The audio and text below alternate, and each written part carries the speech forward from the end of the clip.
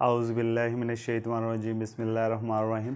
Welcome to my channel it's all about life. मैं हूं doctor Rizwan Jamal और आज हम फिर एक नए टॉपिक के साथ आपकी खिदमत में हाजिर हुए हैं। आज का जो टॉपिक ऑफ डिस्कशन है वो है conjugated molecule, chapter number 2 first year biology का लास्ट टॉपिक है कॉन्जुगेटेड मॉलिक्यूल। ये लॉन्ग क्वेश्चन के तौर पर भी आ सकता है और बाज़ दफ़ा ये शॉर्ट क्वेश्चन के तौर पर भी आ जाता है। तो कॉन्जुगेटेड मॉलिक्यूल के बारे में डिस्कस करते हैं। कॉन्जुगेटेड मॉलिक्यूल्स, कॉन्जुगेशन का मतलब होता है टू डिफरेंट थिंग्स का आपस में मिल जाना और मिल के एक नई चीज़ बनाना, उनको हम कहते हैं कॉन्जुगेटेड, या दोनों का आपस में मिल जाना कॉन्जुगेशन कहलाता है। और इनसे मिलने से जो नई चीज़ बनेगी उसको हम कहेंगे कॉन्जुगेटेड।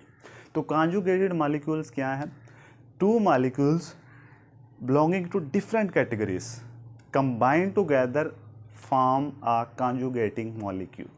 टू डिफरेंट मॉलिक्यूल्स यानी कि दो मॉलिक्यूल जो कि बिल्कुल एक दूसरे से डिफरेंट होंगे केमिकली, स्ट्रक्चरली, वो जब आपस में मिलेंगे और मिल के एक नया मॉलिक्यूल बनाएंगे, उस नए मॉलिक्यूल को जो दोनों का कम्बिनेशन होगा उसको हम कहेंगे कॉन्जुगेटिंग मॉलिक्यूल। ठीक है, जिस तरह डेफिनेशन आप दे सकते हैं, two different molecules belonging to different category combined together to form a conjugating molecule. अब एग्जांपल के तौर पे एग्जांपल आपको बताता हूँ। कार्बोहाइड्रेट है, जो कार्बोहाइड्रेट है ये आप कह लें कि इसकी जो केमिकल कंपोजिशन है वो डिफरेंट है किससे? प्रोटीन से।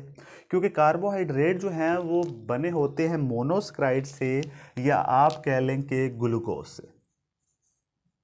ठीक है, ये ग्लूकोज से बने होते हैं, ग्लूकोज इनके सब यूनिट हैं। लेकिन अगर हम प्रोटीन की बात करें तो प्रोटीन जो है वो भी मैक्रोमॉलिक्यूल है, कार्बोहाइड्रेट मैक्रोमॉलिक्यूल है। लेकिन प्रोटीन की जो केमिकल केमिस्ट्री है वो डिफरेंट है कार्बोहाइड्रेट से। प्रोटीन जो बनी होती है वो बनी होती है अमाइनो एसिड से, और दो अमाइनो एसिड जब आपस में मिलते हैं तो किसके ज़रिए मिलते हैं? पेप्टाइड बॉन्ड के ज़रिए मिलते हैं। इस तरीके से मोनोसक्राइड जो हैं वो आपस में जब मिलेंगे तो ज़ाहिर बात उनके दरमियान में हमने पढ़ा हुआ है, उसको हम कहते हैं ग्लाइकोस्टिक बॉन्ड। ठीक है, तो इसका मतलब ये हुआ कि कार्बोहाइड्रेट केमिकली स्ट्रक्चरली डिफरेंट है किससे? प्रोटीन से। तो ये टू डिफरेंट मॉलिक्यूल्स हैं जो कि डिफरेंट कैटेगरी से ताल्लुक़ रखते हैं, और जब ये दोनों आपस में मिलते हैं कार्बोहाइड्रेट और प्रोटीन और बनाते हैं ग्लाइकोप्रोटीन। ग्लाइकोप्रोटीन क्योंकि दोनों के मिलने से बना है इसलिए ये है कॉन्जुगेटिंग मॉलिक्यूल। ठीक है, कॉन्जुगेटिंग मॉलिक्यूल है ये, जो कि टू डिफरेंट मॉलिक्यूल के मिलने से बना है। ग्लाइको का लफ्ज़ हम यूज़ करते हैं कार्बोहाइड्रेट प्रोटीन सेम एज आ जाएगी, तो ग्लाइको प्रोटीन यानी कार्बोहाइड्रेट प्रोटीन के मिलने से बन गया ग्लाइको प्रोटीन। और उसके बाद जो सेकंड एग्जांपल है वो है कार्बोहाइड्रेट प्लस लिपिड्स। अब लिपिड्स अलहदा है, पानी में सोलबल नहीं होते। कार्बोहाइड्रेट कुछ पानी में सोलबल है, कुछ इनसोलबल है। केमिकल इनकी स्ट्रक्चर भी डिफरेंट होती है। ये फैटी एसिड और ग्लाइसरॉल के मिलने से ईस्टर बॉन्ड के दरमियान में बनता है, उससे बनते हैं। और ये कार्बोहाइड्रेट किससे बनते हैं? ग्लूकोज, जैसा कि मैंने आपको पहले बता दिया। अगर हम लिपिड्स की बात करें तो जो लिपिड्स हैं ये हमें इसी चैप्टर में हमने डिस्कस कर लिया है। फैटी एसिड और ग्लाइसरॉल ये दोनों आपस में मिलते हैं तो बनाते हैं लिपिड्स। तो लिपिड्स अलग चीज़ है, इसके दरमियान में वैसे दोनों के दरमियान में बनता है ईस्टर बॉन्ड। तो ये ईस्टर बॉन्ड के ज़रिए जुड़े होते हैं। ये कार्बोहाइड्रेट ग्लूकोज यानी ग्लाइकोस्टिक बॉन्ड के जरिए जुड़े होते हैं, इसलिए ये भी दोनों क्या हैं? केमिकल स्ट्रक्चर एक दूसरे से डिफरेंट है, टू डिफरेंट मॉलिक्यूल्स हैं। ये जब दोनों मिलेंगे तो बनाएंगे ग्लाइकोलिपिड्स। क्योंकि मैंने ऊपर बता दिया है कार्बोहाइड्रेट जब भी किसी से मिलेगा तो ग्लाइको का लफ्ज़ हम यूज़ करेंगे, नेक्स्ट जो लफ्ज़ है सेम एज वही हम यूज़ कर लेंगे। जिस तरह से ग्लाइको प्रोटीन, इस तरीके से ग्लाइको कार्बोहाइड्रेट की जगह आएगा, लिपिड्स लिपिड्स आएगा, ग्लाइकोलिपिड्स। अब ये दोनों मॉलिक्यूल ग्लाइको प्रोटीन यानी ग्लाइकोलिपिड्स जो हैं ये बहुत ही अहम मॉलिक्यूल्स हैं और ये सेल मेम्ब्रेन बनाने में अहम किरदार अदा करते हैं। जितने भी सेल हैं उनकी सेल मेम्ब्रेन देख लें, एनिमल कह लें, प्लांट कर लें, अगर उसकी केमिकल कंपोजिशन देखें सेल मेम्ब्रेन की, तो ये दोनों मॉलिक्यूल से वो बेसिकली तौर पे बनी हुई होती है ग्लाइकोप्रोटीन या ग्लाइकोलिपिड्स की। ठीक है, बेसिकल तौर हम कह सकते हैं कार्बोहाइड्रेट और कह लें कि प्रोटीन हैं, लिपिड्स हैं जो कि बनाते हैं सेल मेम्ब्रेन को। इसी तरीके से थर्ड एग्जांपल की तरफ अगर आप आते हैं तो लिपिड्स प्लस प्रोटीन। लिपिड्स मैंने पहले बता दिया एक अलहदा है, प्रोटीन एक अलहदा चीज़ है। लिपिड्स फैटी एसिड ग्लाइसरॉल से मिलकर ईस्टर बॉन्ड बनता है। प्रोटीन में फिर मैं बता रहा हूँ अमीनो एसिड के दरम्यान में पेप्टाइड बॉन्ड बनता है। दोनों केमिकल स्ट्रक्चरली डिफरेंट हैं, इसलिए दोनों मिलते हैं तो बनाते हैं लिपोप्रोटीन। ये नाम से ही आ जाएगा लिपोप्रोटीन।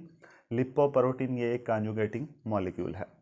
ये जो है ये जितने भी कह लें कि सेल मेम्ब्रेन है, जैसे मैंने पहले बता दिया, उसमें भी ये स्ट्रक्चरल रोल करते हैं, अहम अदा करते हैं। आप कह लें कि स्ट्रक्चर बनाने में बड़ा अहम रोल अदा करते हैं। उसके बाद न्यूक्लिक एसिड जो है, डीएनए आरएनए हमने पढ़ चुके हैं, ये भी क्या करता है, बेसिक प्रोटीन से आप मिलने की खसूसियत इसमें होती है, क्योंकि न्यूक्लिक एसिड खुद एसिड है, बेसिक प्रोटीन से मिल सकता है। इसलिए जब ये दोनों आपस में मिलेंगे तो बनाएंगे न्यूक्लियो प्रोटीन, यानी nucleic acid plus protein, nucleo protein. अब एक न्यूक्लियो प्रोटीन है, वो बेस्ट एग्जाम्पल है न्यूक्लियो हिस्टोन। न्यूक्लियो हिस्टोन जो है क्रोमोसोम में पाई जाने वाली एक प्रोटीन है, जिसमें हम क्या करते हैं, न्यूक्लिक एसिड एक हिस्टोन प्रोटीन के साथ मिलता है, 8 हिस्टोन प्रोटीन से मिलता है और ये बनाता है क्रोमोसोम। अब कैसे मिलता है वो मैं आपको बता देता हूँ कि जो हम कह सकते हैं कि डीएनए है वो न्यूक्लियोटाइड पर मुश्तमिल है। तो न्यूक्लियोटाइड का ये जो स्ट्रैंड है डीएनए, हर 200 न्यूक्लियोटाइड के बाद ये प्रोटीन होंगी, 8 प्रोटीन होंगी हिस्टोन की, इस तरीके से 4 ये 4 दूसरी साइड पे होंगी। अगर हम इसको एक बॉक्स की सूरत में बनाना चाहें दूसरा से हम बना सकते हैं, ये प्रोटीन होंगी, ये 8 प्रोटीन होंगी इस तरीके से, ठीक है। इसके इर्द गिर्द यानी 200 न्यूक्लियोटाइड के बाद ये जो डीएनए है 8 हिस्टोन प्रोटीन के गिर्द लिपटा होगा, फिर 200 न्यूक्लियोटाइड के बाद फिर लिपटा होगा। इस तरीके से हम कह सकते हैं कि प्रोटीन और डीएनए या न्यूक्लिक एसिड आपस में मिल चुका है। इस वजह से ये है हिस्टोन प्रोटीन और ये पाई जाती है क्रोमोसोम के अंदर, ठीक है। तो ये भी स्ट्रक्चरल एंड फंक्शनल रोल अदा करती है, क्योंकि स्ट्रक्चर से मुराद ये क्रोमोसोम बनाती है, फंक्शन यानी इनका काम फंक्शन होता है, और वो फंक्शन क्या है, जीन एक्सप्रेशन है। क्योंकि हर क्रोमोसोम के ऊपर जीन्स पाई जाती है और जीन का एक फंक्शन है, तो हर जीन का जो फंक्शन है उसको एक्सप्रेस करवाना कि वो अपना फंक्शन अदा कर सके, कोई ना कोई जो फंक्शन उसका काम है वो सर अंजाम दे सके, इसको हम कहते हैं जीन एक्सप्रेशन। और तो ये स्ट्रक्चर बनाने में इसके साथ जीन एक्सप्रेशन करवाने में बड़ा अहम किरदार अदा करती है। तो आज का टॉपिक था कंजुगेटिंग मॉलिक्यूल के बारे में, बहुत छोटा सा टॉपिक था। उम्मीद करता हूँ आपको समझ आ गया होगा। इंशाल्लाह नेक्स्ट वीडियो में फिर एक नए टॉपिक के साथ आपकी खिदमत में हाजिर होंगे। तो नेक्स्ट वीडियो तक के लिए मुझे इजाज़त दीजिए। अल्लाह हाफिज़।